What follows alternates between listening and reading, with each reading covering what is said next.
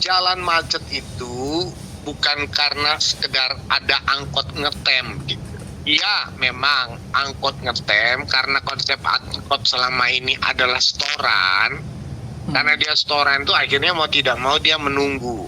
Menunggu itu otomatis akan menjadi faktor hambatan samping ya. Jadi kapasitas jalan pun berkurang karena ada yang menunggu. Menunggunya kan kalau misalnya 10-15 menit sudah keterlaluan karena macetnya makin parah. Nah, sebetulnya penyebab utama kemacetan itu karena kapasitas jalan sudah tidak mampu menampung volume kendaraan yang melintas gitu. Artinya apa? Jalannya kan tidak pernah bertambah, tapi kendaraannya terus bertambah setiap hari. Jadi otomatis kapasitas jalannya sudah tidak mampu menampung jumlah kendaraan, ditambah dengan hambatan samping, apakah parkir, PKL, atau angkot ngetem, itu yang menambah masalah. Nah, sekarang kan dua pertimbangan mengapa angkot misalnya diliburkan. Satu misalnya, kalau angkot pun beroperasional, kalau jalan macet, dia rugi karena nggak dapat penumpang. Iya. Artinya angkot nggak dapat penumpang karena ya namanya jalan macet di mana-mana, ya kan? Iya. Sementara penumpang mungkin ngetem apa terlalu lama perjalanan, orang akan pindah. Jadi sebetulnya itu intinya mengurangi beban jalan, meliburkan angkot, karena angkot kalaupun operasional dia akan rugi, dia akan tekor. Nah itulah itu satu, ya kan, untuk memberikan kesempatan angkot pun boleh istirahat, boleh mendapatkan kesejahteraan. Yang kedua, ya kalau angkot beroperasional ya itu otomatis pasti menjadi faktor penghambat pada beberapa tempat-tempat tertentu. Iya. Ya kan? Karena angkot kita supply dan demand-nya, coba tanya berapa load factor rata-rata angkot di kota Bandung? 20%. Ada yang pernah tahu disurvei berapa sih rata-rata penumpangnya? 20-30%. Artinya kalau 20-30%, kalau angkot tuh rata-rata diisi 2 orang misalnya, atau 3 orang sekali tarik.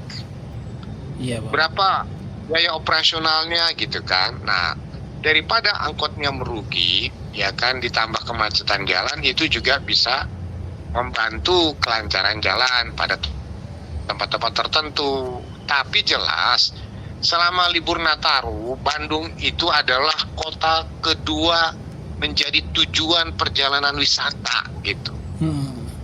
Jadi kalau Bandung mendapat limpahan kendaraan dari luar Bandung dalam jumlah yang besar, otomatis kita mengurangi faktor-faktor penghambatnya untuk kelancaran.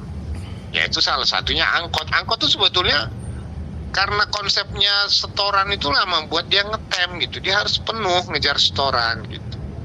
Betul. Nah itulah yang ingin dihilangkan gitu kan. Tapi kan pertanyaannya, apakah bisa dihilangkan selamanya? Ya itu tadi. Apakah bisa diganti, dikonversi dengan Metro Bandung itu? Jumlahnya ditata ulang. Angkot tidak boleh masuk ke tengah kota. Kita selamanya angkot menjadi masalah karena dia melayani untuk menjadi tulang punggungnya layanan public transport. Padahal betul. Sistem manajemennya nggak benar kalau sistem setoran menjadi tulang punggung, ya kan? Nah, dia harus menjadi tulang punggungnya itu adalah untuk angkutan moda utamanya, yaitu misalnya Metro Bandung, ya kan, atau KRL atau kereta api atau tram lah yang menjadi. Tapi kalau itu tidak bisa kan kita akhirnya mencari ukuran bus, ukuran sedang dan besar sebagai tulang punggung layanan public transport di Kota Bandung dengan sistem by the service misalnya. Iya, Pak. Jadi angkot busnya tuh nggak berhenti sembarangan tempat. Yang ikuti aturan, jumlahnya besar. Nah, karena jumlahnya besar itu orang dipaksa ngikuti aturan pelayanan. Tapi kalau angkotnya, ya sekarang kan supply demand-nya tuh udah nggak bener.